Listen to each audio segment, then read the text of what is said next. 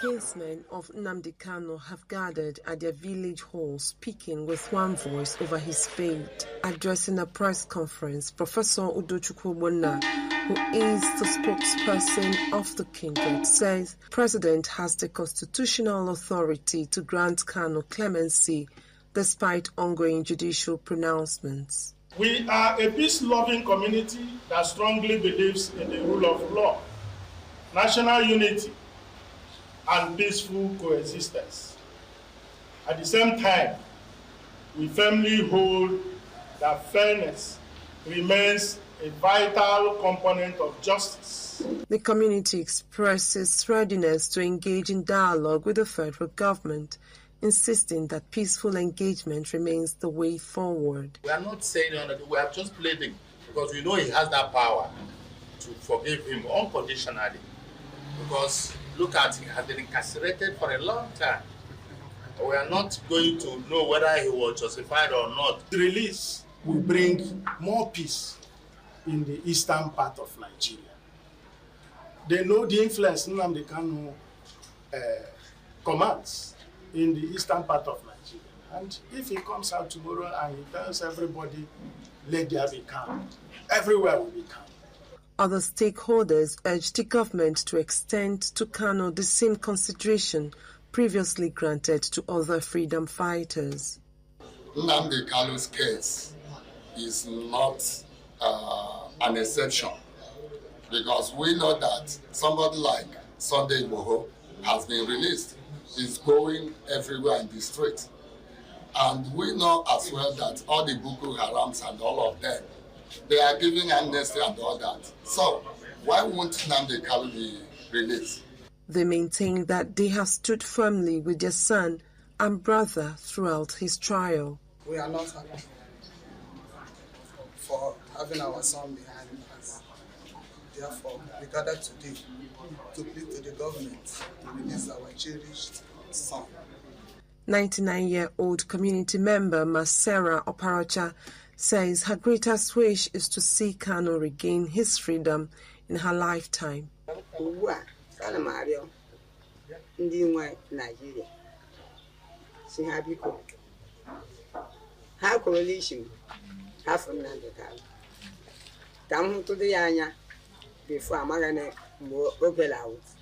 The gathering concluded with an appeal to President Bola Tinubu to consider their plea while thanking supporters who have continued to advocate Kanu's release.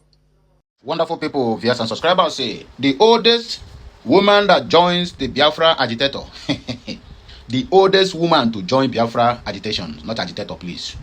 I weep every morning during my prayers because of Nnamdi Kanu, 99-old woman, or rather 99-year-old Biafran woman, who said that her last wish is to see Mazi Nnamdi Kanu out and Biafra to come. That is the first headline we are going to treat, or rather, the second headline. Another one here is that behave like a state. Uchechi Okwu Kanu challenges IPOB to build stability, security, and unity for freedom. But before we read that of our mama, let us listen to what Mazi Nnamdi Kanu's wife or knife I have to say, because anyway, I beg you, make I no go poke nose into another person's family matter. You know, concern me. But she said something here, waiting carry me come. So I beg you, as you see this message, help me to circulate it, let it go viral. Uchechi, a woman, and also another 99-year-old Biafran who just converted and said it is Biafra or nothing. Like this message, share it, comment on it, and make sure you keep subscribing for more interesting videos. Okay now, oya, brigade. Behave like a state. Uchechi Okwu Kanu challenges IPOB to build stability, security, and unity for freedom. I might be interjecting,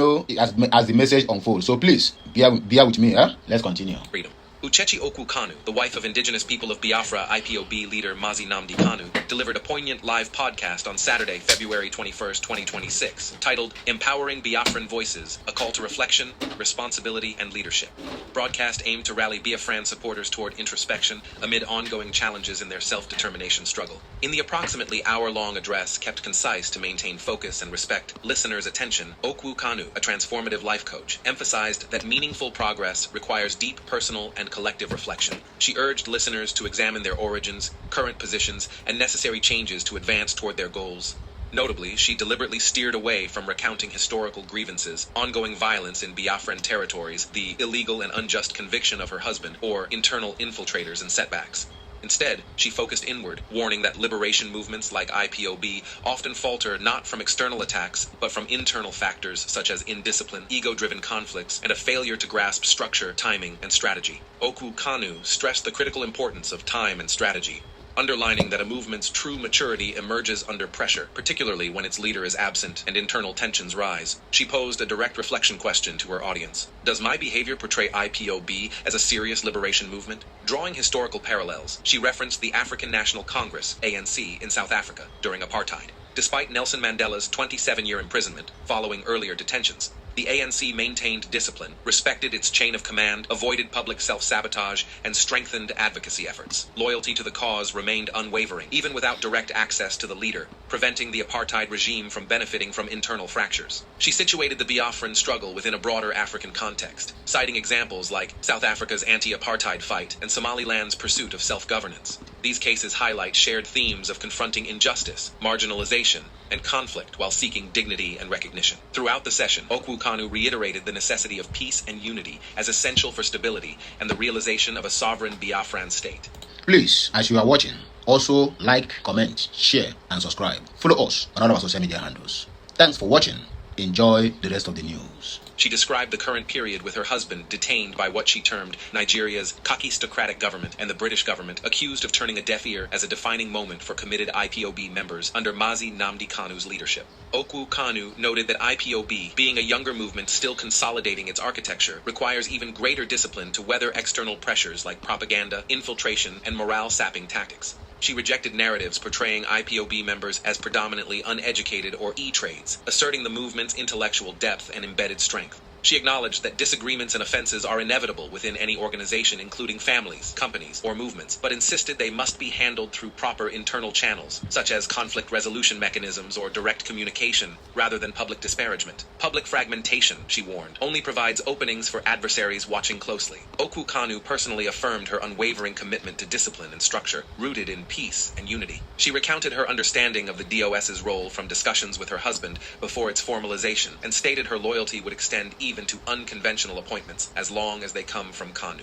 She clarified her support for figures like Mazi Chinasa Nworu stems solely from his DOS membership and loyalty to Kanu, not personal acquaintance. Okwu Kanu rejected character attacks, gossip, and competitive activism as distractions from coordinated liberation efforts. She emphasized that not all roles in a movement are visible or public, but alignment with structure and collective commitment sustains progress. Addressing live comments and accusations, such as unsubstantiated claims that DOS member Mazi Chinasa Nworu sought to usurp Kanu's position, she dismissed them as illogical without evidence, reaffirming that Kanu's leadership is untouchable and irreplaceable. DOS members, she said, merely hold the fort until his return and will account to him. Okwu Kanu highlighted Somaliland's recent diplomatic milestone as a key case study. Israel became the first country to formally recognize Somaliland's independence on December 26, 2025, after 33 years of de facto self-governance since its 1991 declaration from Somalia. Despite no prior international recognition, Somaliland built functioning institutions, a stable currency, disciplined security, peaceful power transitions through elections, and a culture of dialogue prioritizing Somaliland first. Recognition came not from shouting or begging, but from earned respect through consistency, internal order, and strategic maturity, qualities Okwu Kanu urged Biafrans to emulate. She contrasted Somaliland's quiet nation-building with Somalia's ongoing instability, noting that external validation follows internal construction. Parallels were drawn to other movements like the ANC, enduring Mandela's long imprisonment through preserved structures, Frelimo in Mozambique, ZANU-PF in Zimbabwe, and Eritrea's Liberation Front, all surviving detention, exile, and propaganda via discipline rather than internal sabotage. Okwu Kanu addressed past challenges, including efforts to disassociate Kanu from alleged atrocities, e.g., violence or cannibalism claims she attributed to government psychological warfare, and a midget in Finland infiltrator. She credited IPOB's media and DOS for countering narratives that could have branded. Let me also correct this narrative. Uchechi Okwu Kanu, I reserve your respect for you before, but making that comment, an infiltrator from Finland, makes all this your statement or whatever you call it nonsense. I'm not bringing this in just because I like you. I hate you from onset since you betrayed Nnamdi Kanu. Biafrans, I beg, not gonna judge this matter. Look at this. Anyway, let me not talk too much. Smarter now, they will say I disrespect women. But whatever you may think about this message, please drop it at the comment section of this video. Kanu, an international terrorist, citing achievements like recognition by the state of Georgia in the U.S. and preventing broader global labeling.